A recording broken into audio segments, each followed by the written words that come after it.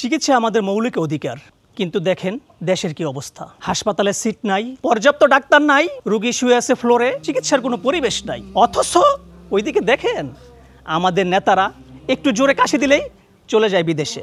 ওই সময় তাদেরকে ধরে বেঁধে যদি দেশে চিকিৎসা করতে বাধ্য করা যেত, তাহলে অবশ্যই দেশের চিকিৎসা ব্যবস্থার উন্নতি হইতো। এখন এই ব্যবস্থার উন্নতি কে করবে? আপনি করবেন? দুর্নীতি, অনিয়ম, বেকারত্ব,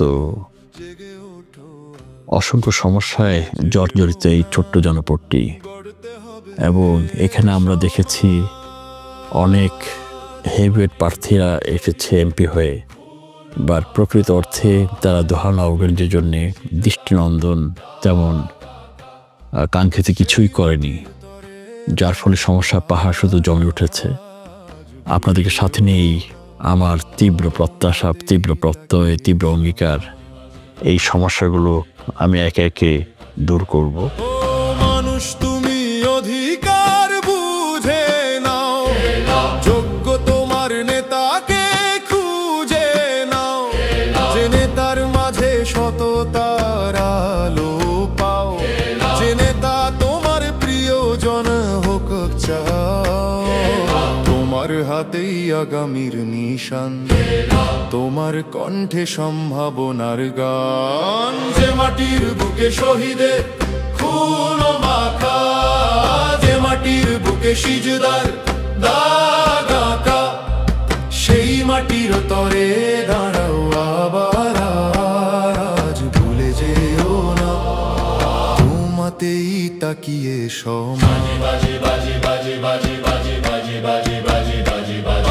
ও মানুষ তুমি দাঁড়াও ন্যায়ের জন্যে, মানবিক সাপদের অরণ্যে।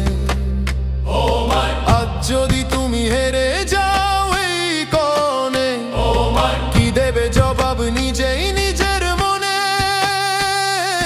তোমার হাতেই আগামীর নিশান, তোমার কণ্ঠে সম্ভাবনার গান। যে মাটির বুকে শহীদের খুন মাখা, যে মাটির বুকে সিজদার দাগ আঁকা, সেই মাটির তরে দাঁড়াও আবার আজ। ভুলে যেও না তোমাতেই তাকিয়ে সমাজ।